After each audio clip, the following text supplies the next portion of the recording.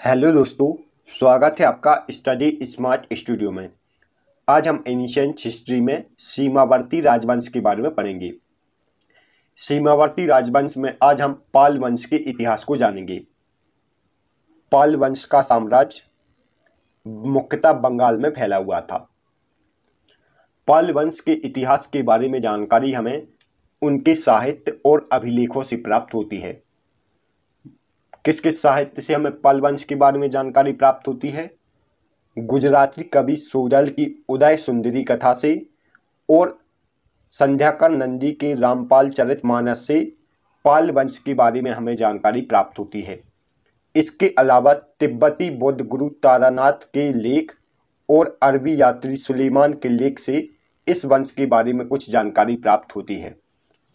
पाल वंश के कुछ अभिलेख भी हैं जो उनके शासकों द्वारा निर्मित किए गए हैं, जैसे धर्मपाल का खमीरपुर लेख, देवपाल का मुंगेर लेख, महिपाल के मुजफ्फर व बागपत लेख से पाल वंश के बारे में जानकारी प्राप्त होती है।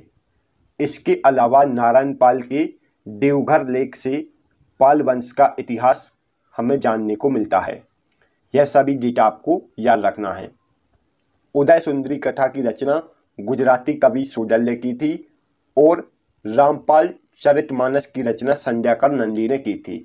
इन दोनों ग्रंथों से पाल वंश के बारे में जानकारी मिलती है। यह है पाल वंश के शासक। पाल वंश की स्थापना गोपाल ने की थी। गोपाल के बाद धर्मपाल और देवपाल शासक हुए। देवपाल के बाद कुछ छोटे मोटे अनेक शासक हुए। इसके बाद महिपाल प्रथम शासक हुआ। महिपाल प्रथम को पाल वंश का द्वितीय संस्थापक भी कहा जाता है। महिपाल के बाद नयपाल शासक हुआ और इस वंश का अंतिम शासक गोविंदपाल हुआ। इन सभी शासकों के बारे में जो भी महत्वपूर्ण पॉइंट है उनको हम नेक्स्ट स्लाइड में देखेंगे। गोपाल का शासनकाल 750 से 770 ईस्वी के मध्य में था। गोपाल पाल वंश का संस्थापक था। पाल वंश का संस्थापक कौन था? गोपाल। यह एक सुयोग्य सेनापति था। गोपाल एक सुयोग्य सेनापति था। इसे बंगाल की जनता द्वारा बंगाल का शासक बनाया गया था और इसने बंगाल पर पाल वंश की नींव डाली थी। गोपाल बौद्ध धर्म का अनुयायी था। गोपाल किस धर्म का अनुयायी था? बौद्ध धर्म का। तिब्बती बौद्ध गुरु तारानाथ के अनुसार गोपाल का जन्म बंगाल के बोगरा जिले में क्षत्रिय परिवार में हुआ था। तिब्बती बौद्ध गुरु तारानाथ के लेखों से हमें पाल वंश के इतिहास के बारे में जानकारी मिलती है और यह लिखते हैं कि गोपाल का जन्म बंगाल के बोगरा जिले में क्षत्रिय परिवार में हुआ था। इसने बिहार में उदंतपुरी विश्वविद्यालय की स्थापना की थी। उदंतपुरी विश्वविद्यालय बिहार में स्थित है और इसकी स्थापना गोपाल ने की थी। धर्मपाल के द्वारा उत्कीर्ण कराए गए खमीरपुर लेख से भी गोपाल के शासन के बारे में जानकारी मिलती है। खमीरपुर लेख धर्मपाल ने उत्कीर्ण कराया था। इससे हमें गोपाल के शासन के बारे में जानकारी मिलती है। गोपाल के बाद धर्मपाल शासक हुआ। धर्मपाल का शासनकाल 770 से 810 ईस्वी के मध्य में था।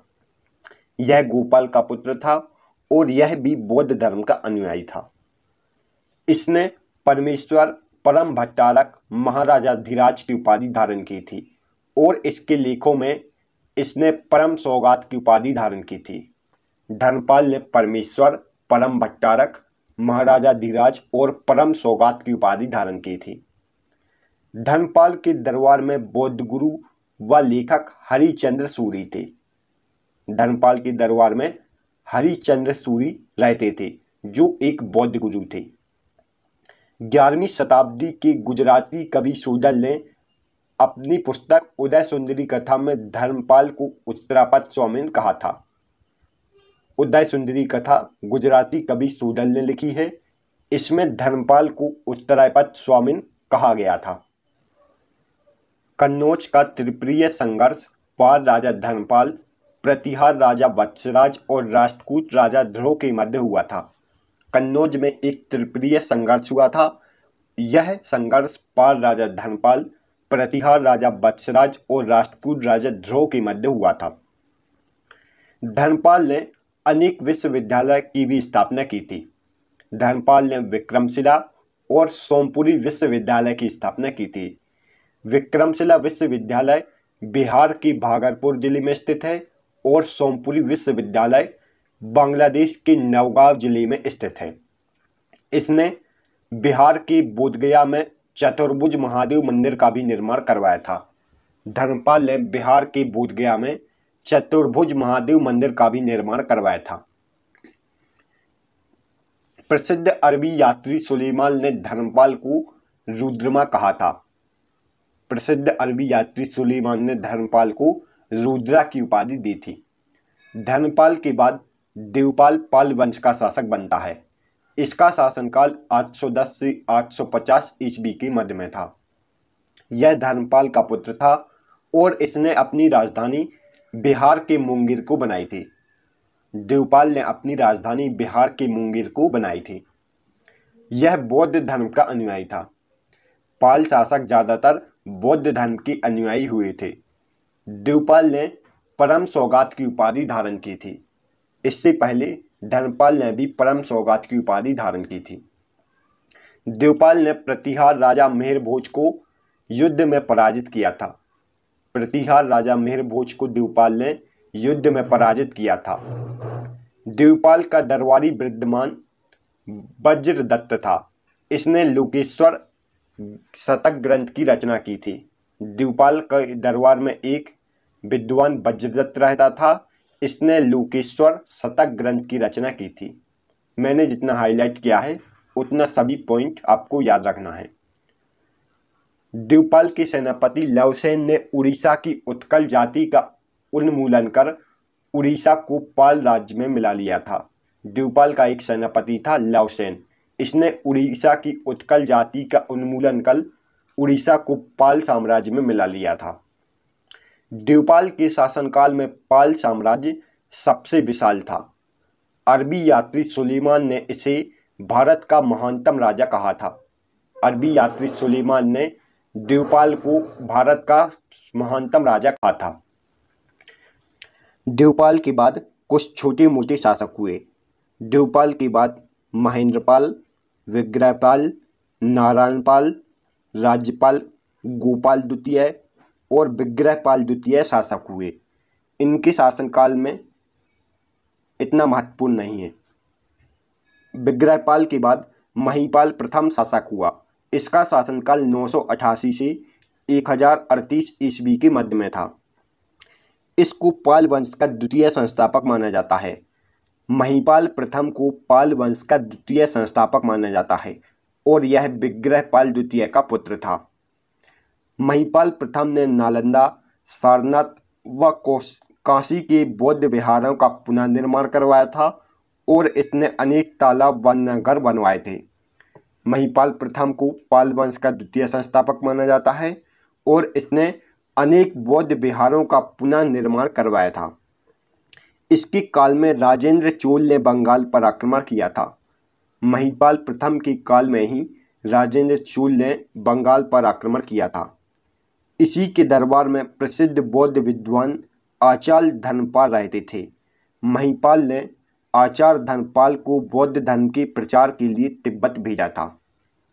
महिपाल के बाद नैपाल शासक हुआ। इसका शासनकाल 1038 से 1055 ईस्वी के मध्य में था।